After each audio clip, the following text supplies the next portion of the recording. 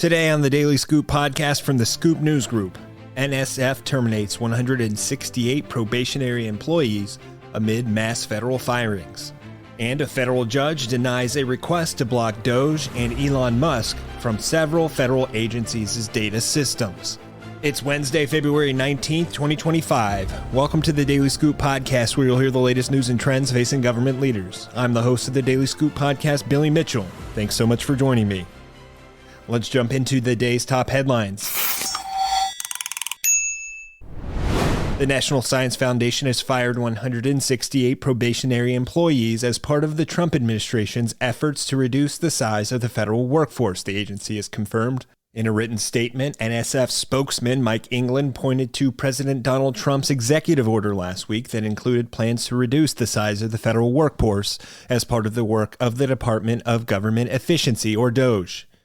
England told FedScoop, quote, "To ensure compliance with this EO, the National Science Foundation has released 168 employees from federal service effective Tuesday.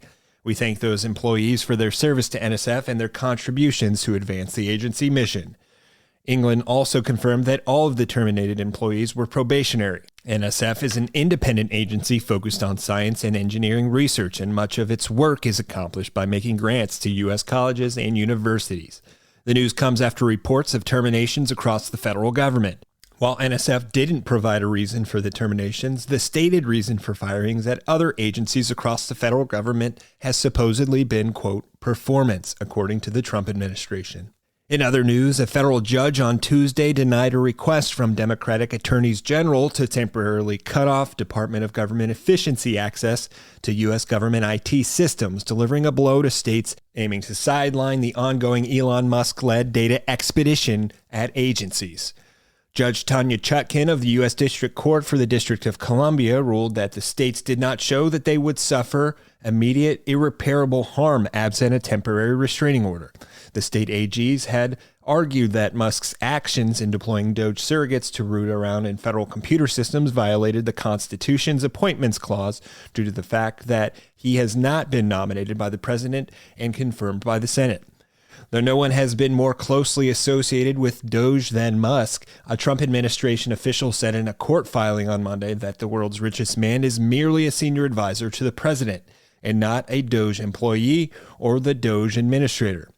Prior to that assertion, the states, New Mexico, Arizona, Michigan, California, Connecticut, Hawaii, Maryland, Massachusetts, Minnesota, Nevada, Oregon, Rhode Island, Vermont, and Washington, said that Musk and DOGE had demonstrated, quote, virtually unchecked power across the executive branch, despite lacking statutory authority for their actions. The attorneys general pointed specifically to DOGE's accessing of sensitive data and infrastructure throughout the federal government and making decisions about expenditures, contracts, government property, regulations, and the very existence of federal agencies.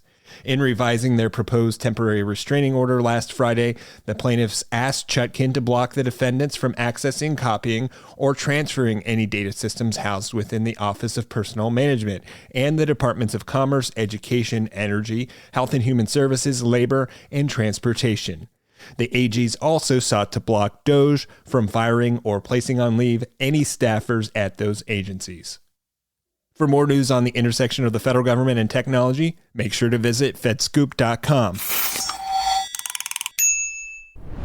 The Daily Scoop podcast is available on all podcast platforms.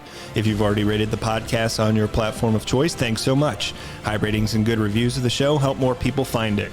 The Daily Scoop podcast is a production of the Scoop News Group in Washington, D.C. Adam Butler and Carlin Fisher help put the show together, and the entire Scoop News Group team contributes. We'll be back next week with brand new episodes. Until then, I'm your host, Billy Mitchell. Thanks so much for listening.